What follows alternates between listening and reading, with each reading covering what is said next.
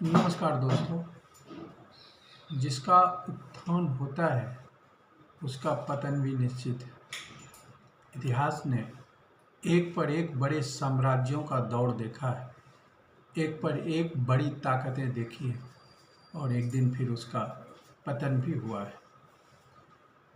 अगर बारीकी से विश्लेषण करें तो बड़े से बड़े साम्राज्यों के पतन में एक कॉमन चीज़ आपको दिखाई पड़ेगा, कॉमन लक्षण दिखाई पड़ेगा जो सब में मिलता जुलता रहेगा। पतन बड़े से बड़े साम्राज्यों का अचानक और एक दिन में नहीं होता है, लेकिन उसकी शुरुआत, उसके प्रथम चरण, द्वितीय चरण, तृतीय चरण और उन चरणों में जितने लक्षण उभर कर आते हैं वो सब आपको एक दूसरे तीसरे चौथे साम्राज्य के पतन में कॉमन दिखेगा। आइए आज हम इसी का विश्लेषण करते हैं। खासकर संघ लोक सेवा आयोग की परीक्षा से जुड़े छात्रों के लिए, राज्य लोक सेवा आयोग से परीक्षा से जुड़े छात्रों के लिए, नेट से लेके अन्य अनेक प्रतियोगी परीक्षा के छात्रों को इस लेख से फ़ायदा होगा, इस चर्चा से ज़रूर फ़ायदा होगा। चाहे वह वस्तुनिष्ठ परीक्षा हो या सब्जेक्टिव, जो भी एग्जाम में बैठ रहा है उनको इस ज्ञान से निश्चित रूप से फ़ायदा मिलेगा। तो हम समझते हैं कि साम्राज्यों के पतन का इतिहास क्या रहा है और इतिहास का वह सबक आज के डेट में जो सुपर पावर दुनिया की अमेरिका है वह क्यों नहीं सीख रहा है। इतिहास के पन्ने पलटें तो एक कड़वी सच्चाई सामने आती है, कोई भी साम्राज्य हमेशा के लिए नहीं टिका। स्पेन का सूरज कभी नहीं डूबता था। ब्रिटेन ने दुनिया के 1/4 हिस्से पे राज किया। सोवियत संघ ने अमेरिका को अंतरिक्ष में भी चुनौती दी।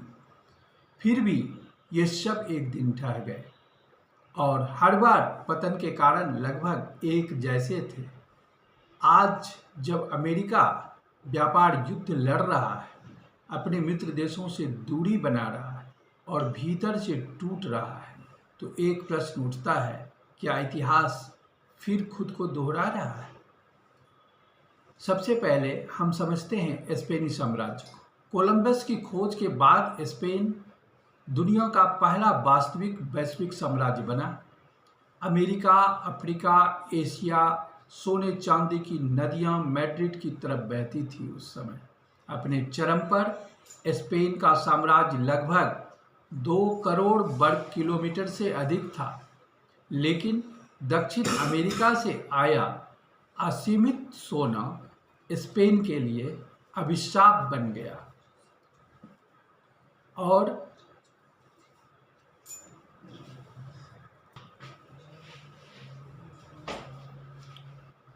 जब पैसा बिना मेहनत के आता है तो उत्पादन बंद हो जाता है और स्पेन ने कारखाने नहीं बनाए। व्यक्ति विलासिता में डूबने लगता है। उसे लगता है कि हमें उत्पादन करने की क्या ज़रूरत है, हम मंगा लेंगे ना, हमारे पास पैसा है, हम मंगा लेंगे। स्पेन ने कारखाने नहीं बनाए, खेती नहीं सुधारी, बस सोना आयात किया, विलासिता में डूब गया। इसे अर्थशास्त्र में डच डिजीज कहते हैं, जब प्राकृतिक संपदा नेचुरल रिसोर्सेस घरेलू उद्योगों को नष्ट कर देती है। इसके साथ आई अनंत लड़ाइयाँ। चूँकि आपके पास पैसा है, ताकत है, आप जाहिर सी बात है झगड़ा खोजेंगे दुनिया में। आप सेना पर अपने समकालीन देशों के मुकाबले कई गुना ज़्यादा खर्चे करेंगे और हर वो जगह टांग अड़ाएंगे जहां आपको जाने की बिल्कुल ज़रूरत नहीं है। तो अनेक अनेक लड़ाइयाँ भी आती हैं। ऑटोमन साम्राज्य से, फ्रांस से, इंग्लैंड से, नीदरलैंड से स्पेन हर मोर्चे पर लड़ता रहा। सैन्य खर्च इतना बढ़ा कि स्पेन को कई बार दिवालिया घोषित करना पड़ा। 1588 में जब इंग्लैंड ने अजेय आर्माडा को समुद्र में डुबाया तो स्पेन की अजेयता का मिथक टूट गया। उसको लग रहा था कि उसे दुनिया में कोई चुनौती नहीं दे सकता, वह अपराजेय है, यह भ्रम उस दिन दूर हो गया। एक्विजिशन ने वैज्ञानिक सोच का गला घोटा। जबकि इंग्लैंड और नीदरलैंड में ज्ञान क्रांति हो रही थी, स्पेन पिछड़ता गया।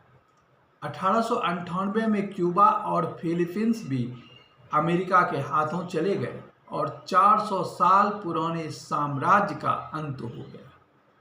पतन के मुख्य कारण आसान संपदा पर निर्भरता, बहुत अधिक मोर्चों पर एक साथ युद्ध, केंद्रीय कठोरता रिजिडिटी और नवाचार की मृत्यु। तो दोस्तों, ये तो स्पेन के किस्से हैं। अब हम ब्रिटिश साम्राज्य को भी समझते हैं, जो मोटे तौर पर 1600 से 1947 तक लगभग रहा। ब्रिटेन ने स्पेन की गलतियों से सीखकर एक होशियार साम्राज्य बनाया, एक चतुराई से साम्राज्य ऐसा बनाया जिसमें स्पेन वाली गलती ना हो। उसने सोने के बजाय व्यापार पर भरोसा किया, और हमारे भी देश में ईस्ट इंडिया कंपनी की स्थापना करके एक व्यापारी बन के ही आया था। तो ब्रिटेन ने व्यापार पर ज़्यादा भरोसा किया, ईस्ट इंडिया कंपनी जैसी संस्थाओं से शासन किया। एक व्यापारी कंपनी आती है और धीरे धीरे राजनीतिक ताकत अख्तियार करती है और बरसों बरस तक, दशकों तक हमारे देश सहित अनेक देशों पर शासन किया। सेना की जगह बाजार से, यानी शुरू में वह सैन्य आक्रमण के जरिए नहीं आया, वह व्यापारी बनकर आया, बाजार पर कब्जा किया और फिर बाद में राजनीतिक ताकत भी अख्तियार करते करते धीरे धीरे एक राजनीतिक शक्ति भी बन गई।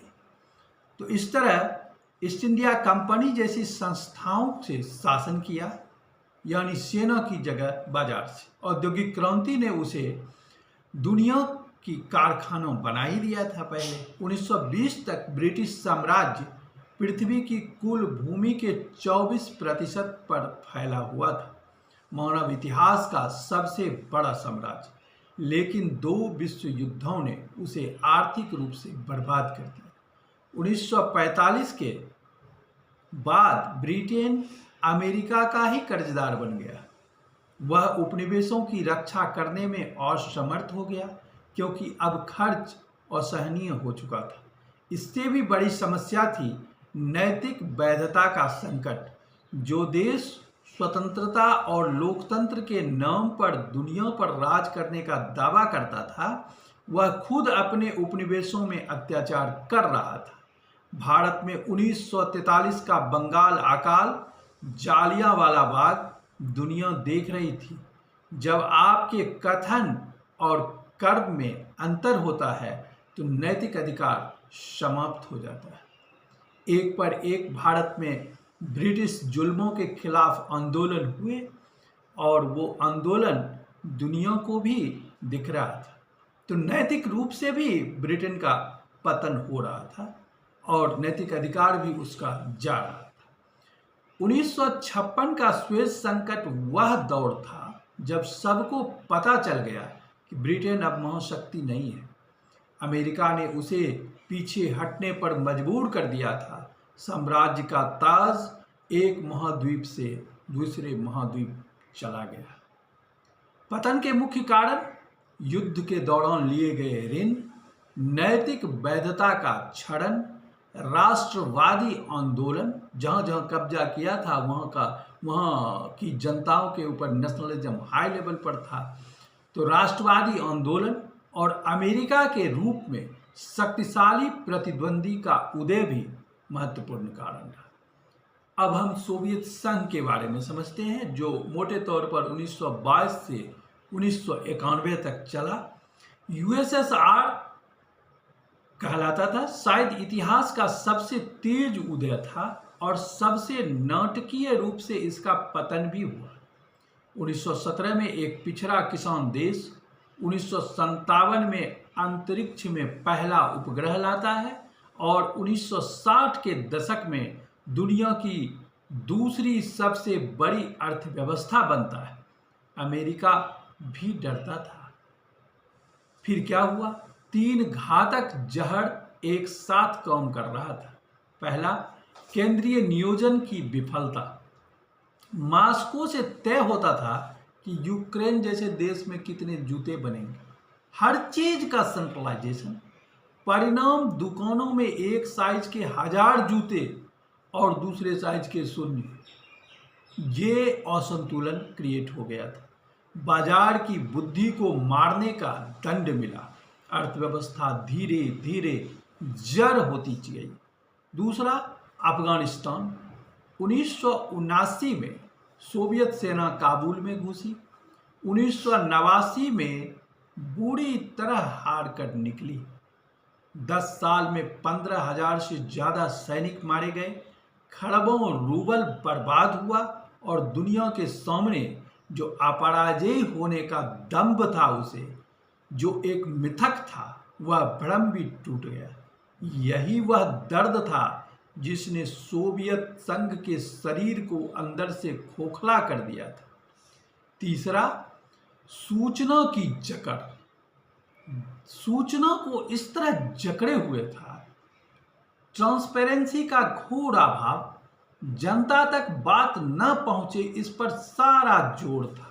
जैसे जब 1986 में चेरनोबिल परमाणु हादसा हुआ तो सरकार ने 36 घंटे तक सच को छिपाए रखा। जब तक पता चला, हजारों लोग रेडिएशन के चपेट में आ चुके थे।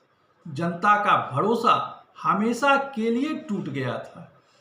1991 में जब गोर्बाचोव ने सुधार की कोशिश की, तब तक बहुत देर हो चुकी थी।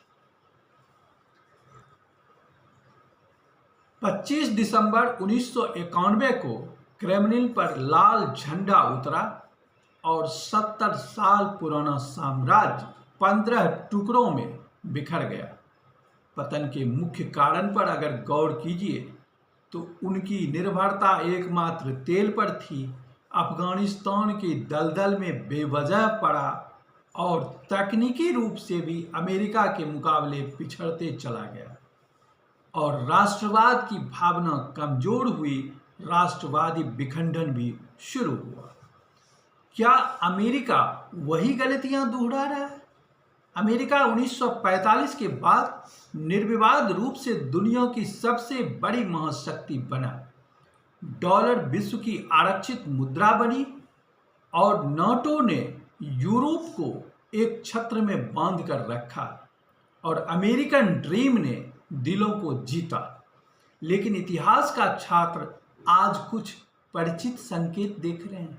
ऐसे संकेत देख रहे हैं जो स्पेन के पतन के दौर में दिखे थे, जो ब्रिटेन के पतन के दौर में दिखे थे और जो महाशक्ति के रूप में यूएसएसआर के पतन के दौर में दिखे थे।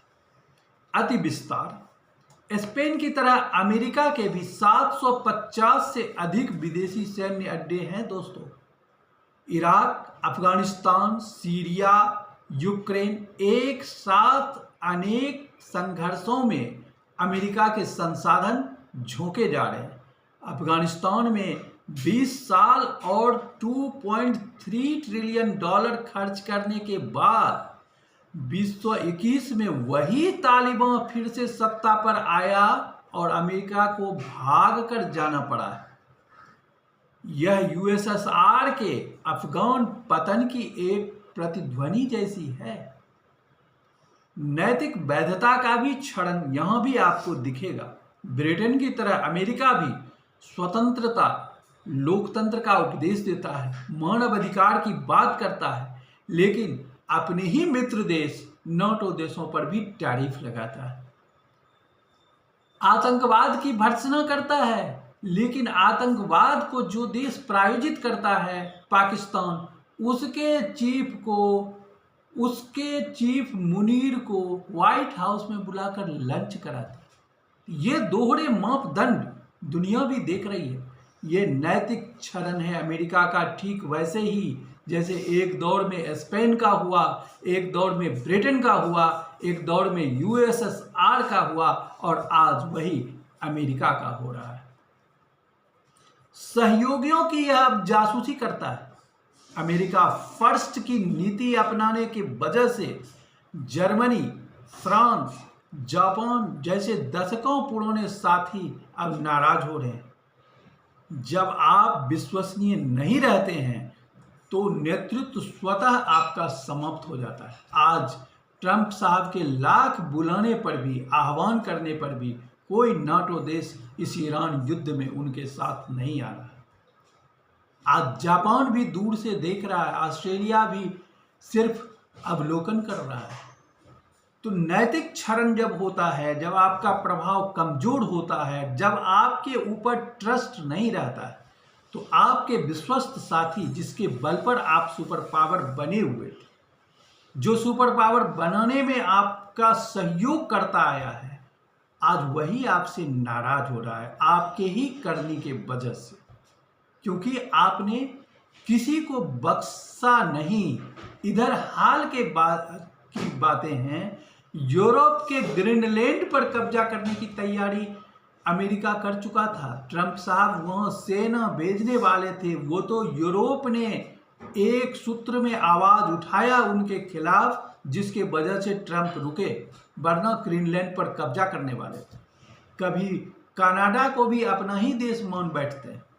तो इस तरह से अपने सहयोगियों को नाराज करना एक सुपर पावर के क्षरण होने का जो संकेत है, वही संकेत, उसी संकेत की प्रतिध्वनि सुनाई दे रही है, जिससे अमेरिका को सचेत होने की जरूरत है। अब डॉलर की चुनौती की बात करते हैं।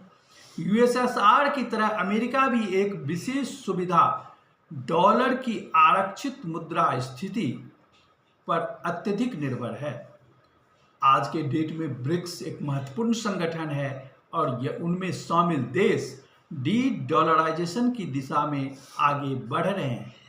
सऊदी अरब ने युआन में तेल बेचना शुरू कर दिया है और भी दुनिया के कई महत्वपूर्ण देश रूस को भी, जहां उसे संभव होता है, वह अपने ही देश की करेंसी में व्यापार कर रहा है। यह धीमी प्रक्रिया है क्षरण की, लेकिन दिशा स्पष्ट है। भीतरी विखंडन भी, अमेरिका में शीर्ष 1% लोगों के पास 38% संपत्ति है। राजनीतिक ध्रुवीकरण ऐतिहासिक स्तर पर है। कांग्रेस में आम सहमति लगभग अब असंभव हो गई है। कोई भी ऐसा मुद्दा इधर लंबे समय से नहीं दिख पा रहा है जिस पर एक स्वर में, एक आवाज में कांग्रेस में कोई प्रस्ताव पास हो। यह भीतरी टूट हर ढहते साम्राज्य में दिखती है, जो अमेरिका में भी दिखने लगा है। अब तकनीकी प्रतिस्पर्धा की चर्चा कीजिए। चीन का हुवेई, डीपसीक, BYD अमेरिकी तकनीकी एकाधिकार को भी सीधी चुनौती दे रहा है। जिस तरह 1970-80 के दशक में जापान और जर्मनी ने ब्रिटेन की औद्योगिक श्रेष्ठता को चुनौती दी थी, उसी तरह आज चीन अमेरिकी वर्चस्व को। और याद कीजिए दोस्तों कि जब सुपर पावर के पास सब कुछ आ जाता है तो जनता और सरकार दोनों विलासी होने लगते हैं।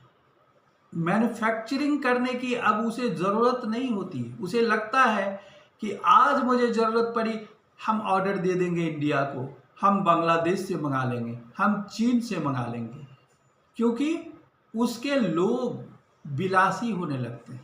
उसे काम करने का अब वो तमन्ना, वो उत्साह, वो उत्कंठा नहीं होती जो ऊंचाई पर उठते हुए देश के नागरिकों में होती है, सरकारों में होती है। तो इस तरह अब औद्योगिक श्रेष्ठता भी, जब आप निर्माण क्षेत्र से हाथ पीछे खींचने लगेंगे तो आपकी औद्योगिक श्रेष्ठता भी जाती रहेगी, क्योंकि अब तो आप सब मामले में विदेशों पर निर्भर होते जा रहे हैं। अभी तो आपकी इकोनॉमी बड़ी है, GDP काफ़ी बड़ी है, आप सह ले रहे हैं, लेकिन धीरे धीरे आपके हाथों से सारा निर्माण क्षेत्र जाता रहेगा और पतन में इसका भी बहुत बड़ा रोल होगा। एक महत्वपूर्ण अंतर भी है, हर पतन एक जैसा नहीं होता है। अमेरिका के पास अभी भी दुनिया की सबसे मजबूत सेना है, सबसे बड़ा जीडीपी है, सर्वाधिक नोबेल पुरस्कार विजेता उसके पास हैं और सबसे गहरे पूंजी बाजार हैं। पतन यदि होगा तो वह रातों रात नहीं होगा, अचानक पतन नहीं होगा। और कोई भी बड़े साम्राज्य के पतन में दशकों लगते हैं। ब्रिटेन 1945 में कमजोर हुआ, लेकिन आज भी वह G7 का सदस्य है। विकसित देशों में उसकी गिनती होती है, सुरक्षा परिषद का अस्थायी सदस्य है, आज भी प्रभावशाली है। महाशक्ति का पतन दशकों, कभी कभी सदियों की प्रक्रिया होती है और उसमें काफ़ी लंबा समय लगता है। लेकिन यह भी इतना ही बड़ा सच है कि जो साम्राज्य चेतावनियां देखकर भी अनदेखा करते हैं, उनके लिए इतिहास कभी माफ़ नहीं करता है, उनके लिए इतिहास कभी माफ़ी नहीं मांगता है। इसलिए समय रहते सुपर पावर्स को सचेत होने की ज़रूरत है। जो भी क्षरण के संकेत हैं उस पर काबू करने की ज़रूरत है। अकारण दुनिया के हर मामले में टांग अड़ाने से भी बचने की ज़रूरत है, क्योंकि अभी ताज़ा ही उदाहरण लें तो अमेरिकी राष्ट्रपति आज तक ईरान युद्ध में एक 36-35 दिन हो चुके हैं। ईरान युद्ध में क्यों इंटरफेयर किया अमेरिका, यह बताने में दुनिया को वो नाकाम रहे हैं। वह खुद नहीं समझ पा रहे हैं। वो तो खुद बोल रहे हैं कि आखिर वह उस युद्ध में है ही क्यों। अब समझो दोस्तों, इतना बड़ा युद्ध, इतने बड़े खर्चे, और वहाँ के राष्ट्रपति को अब यह कोई तर्क, यह कोई लॉजिक उनके पास नहीं है यह कहने के लिए कि हम ईरान युद्ध में क्यों फंसे। तो ये सब संकेत ऐसे हैं जिसने सुपर पावर्स को पतन की ओर अग्रसर किया। समय रहते सुपर पावर्स को ऐसे पतनोन्मुख संकेतों को देखते हुए अपने अंदर सुधार करने की ज़रूरत है। इसे पहचानना चाहिए और ऐसे संकेतों से दूर रहना चाहिए। धन्यवाद। जय हिंद, जय भारत।